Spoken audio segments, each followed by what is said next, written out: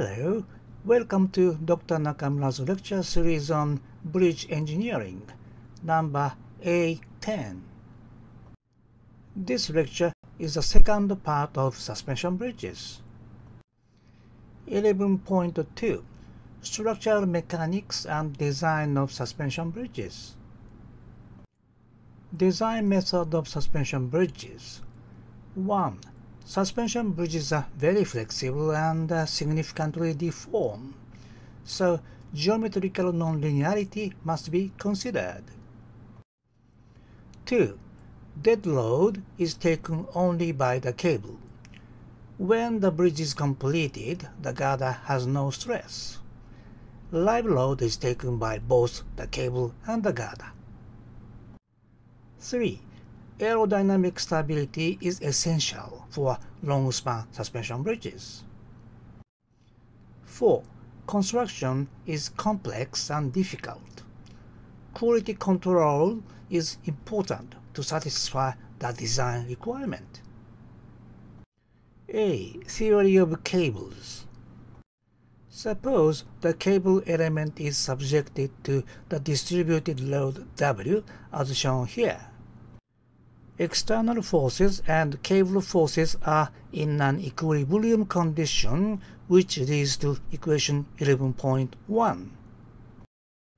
When W is constant along the horizontal length, this can be solved as 11.2, which indicates the cable is a parabola.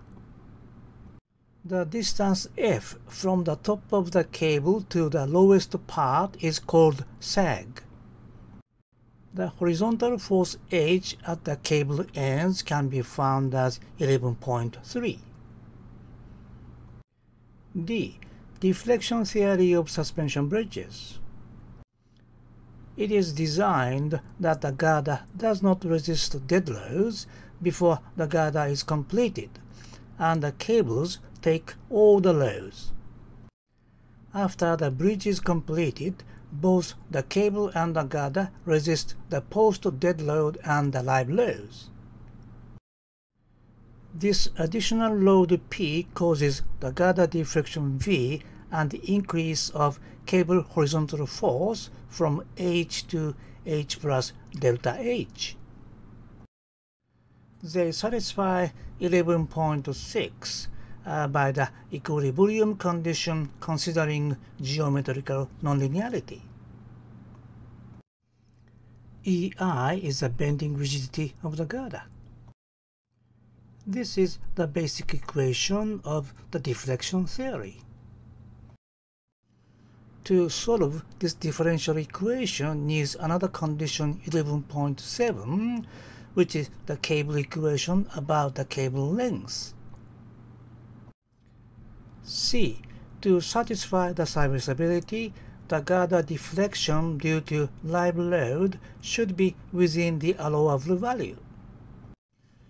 In the Japanese code for suspension bridge, it's L over 350 to 200 with a span length of L.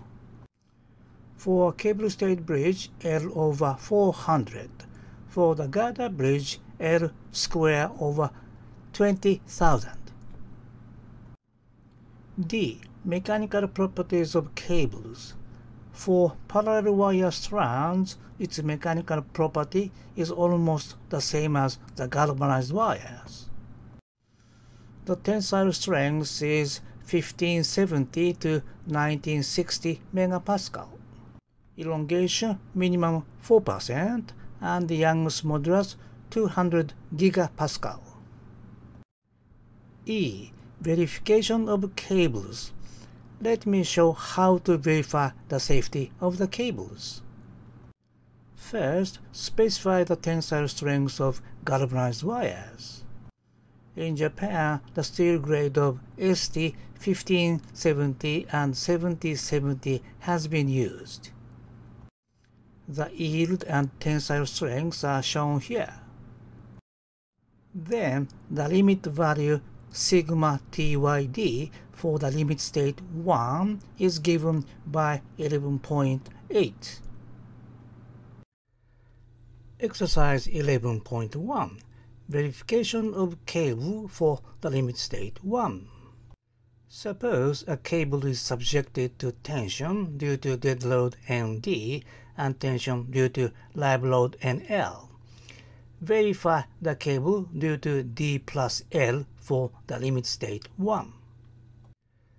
Note that the yield strength of galvanized wires is 1370 Newton per square millimeters, and the cross-sectional area of cable A equal 700,000 square millimeters, ND 500,000, and NL equal 100,000 kilonewton. The cable stress is calculated for ND and NL considering the load factors.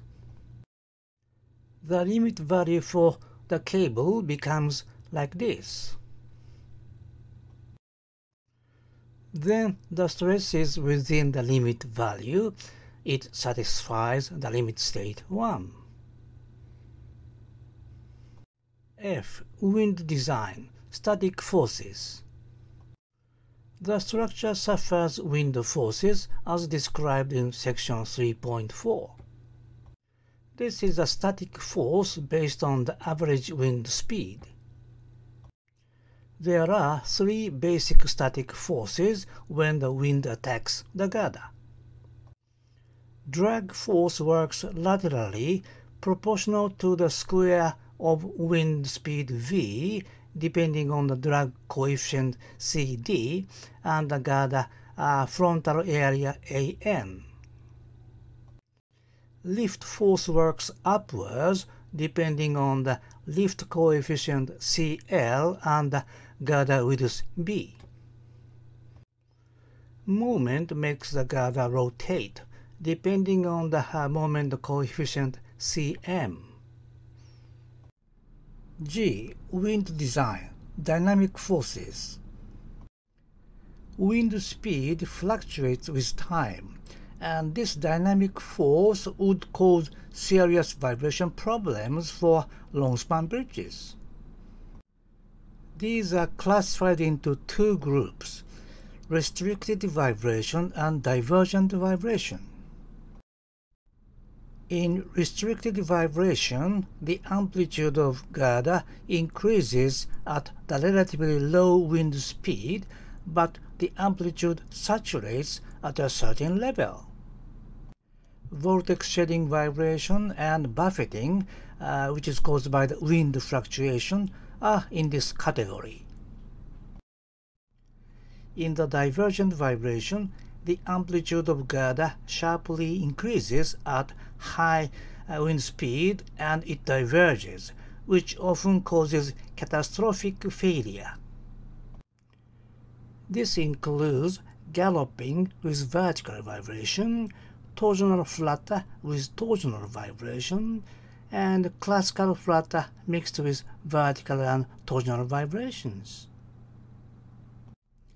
As for the restricted vibration, vortex occurs behind the body, which induces the vibration. Buffeting is caused by wind fluctuation. As for the divergent vibration, galloping vibrates the girder in the vertical direction. Torsional flutter vibrates the girder in the torsional direction, and the classical flutter is a mixed vibration of the vertical and torsional direction.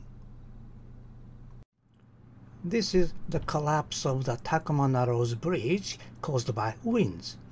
It happened with a wind speed of only 17 meters per second.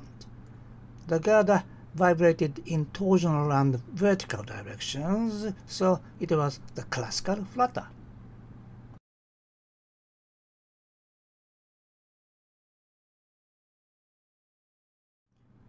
There is a simple formula to predict the critical wind speed proposed by Zellberg.